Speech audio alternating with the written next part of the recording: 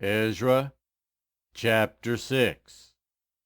King Darius then issued an order, and they searched in the archives stored in the treasury at Babylon. A scroll was found in the citadel of Ecbatana in the province of Media, and this was written on it. Memorandum: in the first year of King Cyrus, the king issued a decree concerning the temple of God in Jerusalem. Let the temple be rebuilt as a place to present sacrifices, and let its foundations be laid. It is to be 60 cubits high and 60 cubits wide, with 3 courses of large stones and 1 of timbers. The costs are to be paid by the royal treasury. Also, the gold and silver articles of the house of God, which Nebuchadnezzar took from the temple in Jerusalem and brought to Babylon, are to be returned to their places in the temple of Jerusalem. They are to be deposited in the house of God. Tatanai, governor of Trans-Euphrates, and Shethar-Bozenai, and ye other officials of that province, stay away from there. Do not interfere with the work on this temple of God. Let the governor of the Jews and the Jewish elders rebuild this house of God on its site. Moreover, I hereby decree what you are to do for these elders of the Jews in the construction of this house of God. Their expenses are to be fully paid out of the royal treasury, from the revenues of Trans-Euphrates, so that the work will not stop. Whatever is needed, young bulls, rams, male lambs for burnt offerings to the God of heaven, and wheat, salt, wine, and olive oil, as requested by the priests in Jerusalem, must be given them daily without fail, so that they may offer sacrifices pleasing to the God of heaven, and pray for the well-being of the king and his sons.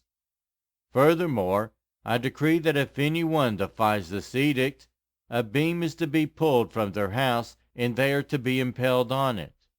And for this crime their house is to be made a pile of rubble.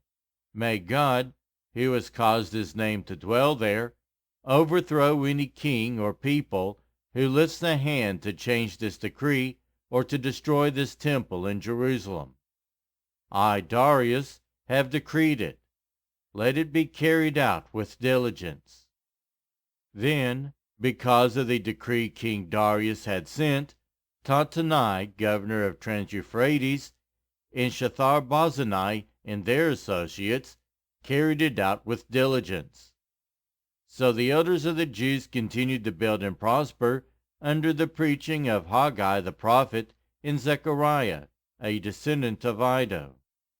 They finished building the temple according to the command of the God of Israel, in the decrees of Cyrus, Darius, and Artaxerxes, kings of Persia. The temple was completed on the 3rd day of the month Adar, in the 6th year of the reign of King Darius. Then the people of Israel, the priests, the Levites, and the rest of the exiles, celebrated the dedication of the house of God with joy. For the dedication of this house of God, they offered 100 bulls, 200 rams, 400 male lambs, and, as a sin offering for all Israel, 12 male goats, 1 for each of the tribes of Israel.